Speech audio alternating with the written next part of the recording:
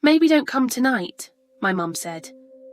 I was sitting in my truck outside a gas station, halfway through a 12-hour delivery route.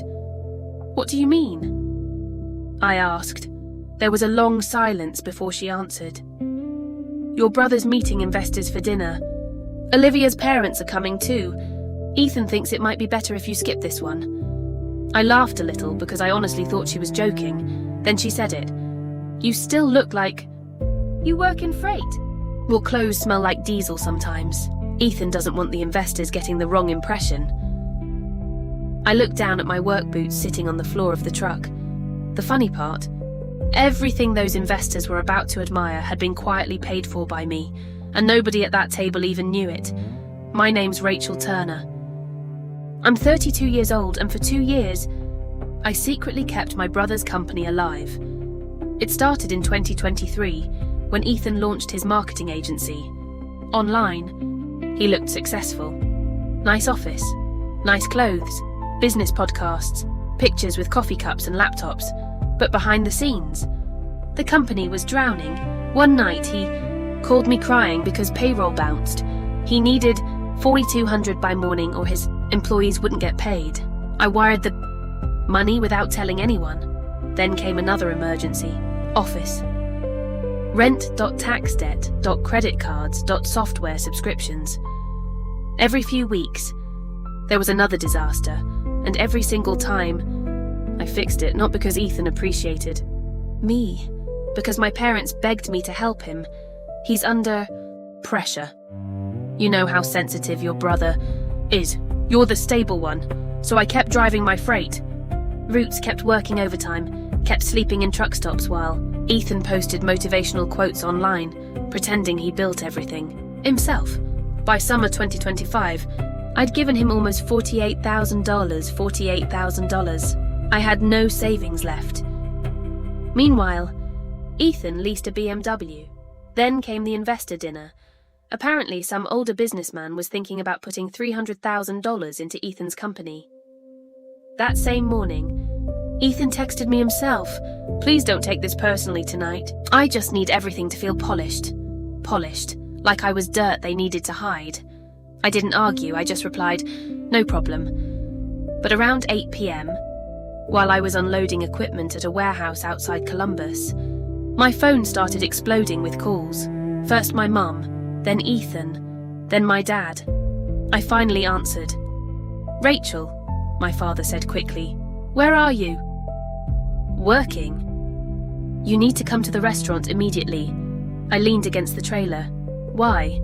Silence. Then Ethan got on the phone. "The investors are asking about you." That confused me. Why would they ask about me? Another silence. Then he admitted it. Because during dinner, one of the investors recognized my last name. Turns out his accounting team had reviewed Ethan's business records earlier that week, and they noticed something strange. For almost 2 years, the company had survived mostly on private transfers from one person. Me. The investor asked Ethan directly, "Who's Rachel Turner?" And suddenly everybody at the table realized the successful businessman they were. Praising had actually been surviving off his truck driver sister, the entire time. I got there 40 minutes later. The dinner was basically over. Nobody was eating anymore. My mum looked panicked. My dad wouldn't look at me. Ethan looked furious. But the investor? He stood up and shook my hand. "You're Rachel." "Yeah," he smiled. "You're..." Apparently the reason this company still exists. Ethan immediately jumped in. "She just helped a few times when cash flow got tight." The investor looked at him. "A few times?" Then he pulled out printed bank records. I'll never forget Ethan's. Face. Transfer after transfer after transfer. $4,200, 6 times, $800, $300, $11,000. The investor looked back at me. "You work freight? Long haul trucking. How many hours a week?" "Usually 60. Sometimes more." He slowly nodded. Then he looked at Ethan again. "So your sister was working 60-hour weeks while funding your business?" Nobody answered. Then Olivia's father quietly asked the question that killed the whole room. If Rachel stopped sending money, would this company even exist? Silence. Complete silence. That investor closed the folder, leaned back in his chair, and said, "I don't invest in businesses built on hidden desperation." Then he stood up, meeting over. Just like that, the deal disappeared. Outside the restaurant, Ethan exploded at me. "You embarrassed me!" I stared at him. "Me? You could have warned me!" "I didn't even know they had the records. You made me look weak." That's when something inside me finally snapped. "For 2 years," I said, "you let people call you successful while I worked night shifts paying your bills." My parents stood there saying, "Nothing."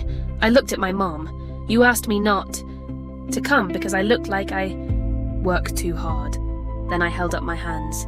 These hands paid for everything. Nobody spoke, not one word. I left. 3 weeks later, Ethan sold the BMW. 2 months later, he shut the company down completely. We barely spoke after that.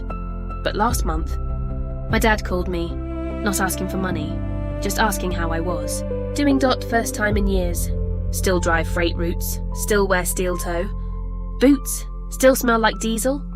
After long shifts, but I'm not embarrassed anymore, because the same job my family looked down on was the only reason they weren't drowning.